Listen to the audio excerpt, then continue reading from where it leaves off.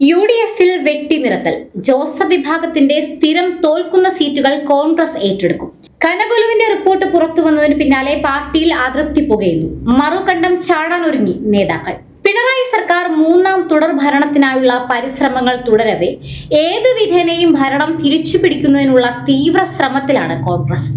എന്നാൽ പരസ്പരം പോരടിക്കുന്ന നേതാക്കന്മാരും വിവിധ പ്രശ്നങ്ങൾ ഏറ്റെടുത്ത് വിജയിപ്പിക്കുന്നതിൽ തുടർച്ചയായി പരാജയപ്പെടുന്ന പ്രതിപക്ഷവും UDF-ന്റെ വിജയ പ്രതീക്ഷയ്ക്ക് മങ്ങലേൽപ്പിച്ചിരിക്കുകയാണ്.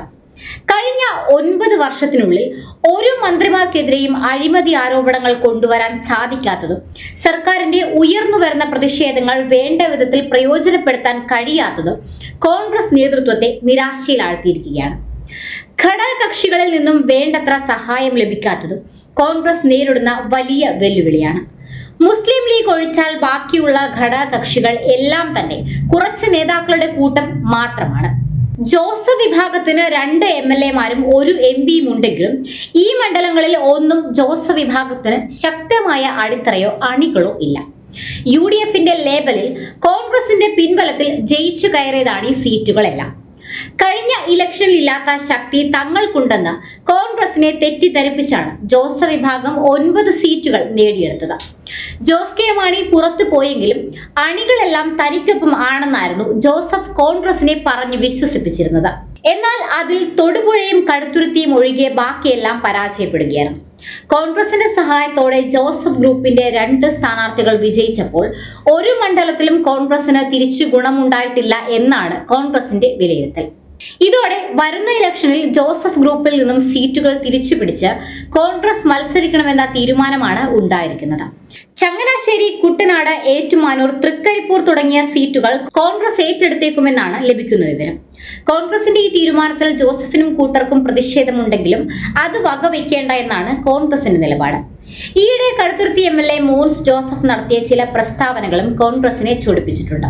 കുട്ടനാട് സീറ്റ് കോൺഗ്രസ് ഏറ്റെടുത്താൽ പകരം ഹരിപ്പാട് തങ്ങൾ ഏറ്റെടുക്കുമെന്നാണ് മോൻസ് പറഞ്ഞത്. അതുപോലെ തന്നെ ഘടകകക്ഷികൾ തങ്ങളുടെ ശക്തി മനസ്സിലാക്കി വേണം സീറ്റുകൾ ചോദിക്കാൻ എന്ന് പറഞ്ഞ കോൺഗ്രസ് നേതാവ് KC ജോസഫിനെ രൂക്ഷമായി വിമർശിക്കാനും മോൻസ് മടിച്ചില്ല.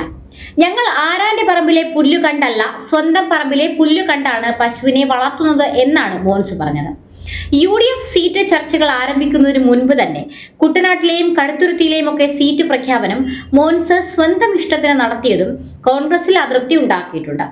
ജോസഫ് ഗ്രൂപ്പ് മത്സരിച്ച് തോൽക്കുന്ന പല സീറ്റുകളിലും തങ്ങൾ മത്സരിച്ചാൽ ജയിക്കാൻ കഴിയുമെന്ന കണക്കുകൂട്ടലിലാണ് കോൺഗ്രസിന്റെ തീരുമാനം PJ ജോസഫിനെ അറിയിച്ചിട്ടുണ്ടെന്നാണ് ലഭിക്കുന്ന വിവരം.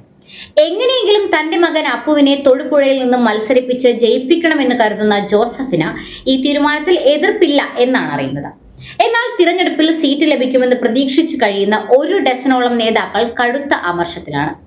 മുൻ MP-മാരായ PC തോമസ്, ജോയി എബ്രഹാം, ex-MLA-മാരായ തോമസ് ഉണ്ണിയാടൻ, ജോസഫ് M പുതുശ്ശേരി, നേതാക്കന്മാരായ MJ ജേക്കബ്, ഷിബു തെക്കുംപുറം തുടങ്ങിയവരെല്ലാം ആശങ്കയിലാണ്. കോൺഗ്രസ് സീറ്റ് ഏറ്റെടുത്താൽ ഇവരിൽ ഭൂരിപക്ഷത്തിനും മത്സരിക്കാൻ സീറ്റുകൾ ലഭിക്കില്ല. സീറ്റ് ലഭിക്കാത്ത പക്ഷം ഇവർ LDF-ലേക്കോ BJP-യിലേക്കോ ചേക്കേറാനുള്ള സാധ്യതയും തള്ളിക്കളയാനാകില്ല. മുസ്ലിം ലീഗിന്റെ സീറ്റുകളും ഏറ്റെടുക്കുവാനുള്ള ശ്രമങ്ങൾ നടക്കുന്നുണ്ട്. എന്നാൽ അത് ലീഗിനെ വിശ്വാസത്തിലെടുത്ത് വിജയസാധ്യത അനുസരിച്ചുള്ള വെച്ചുമാറ്റമായിരിക്കും.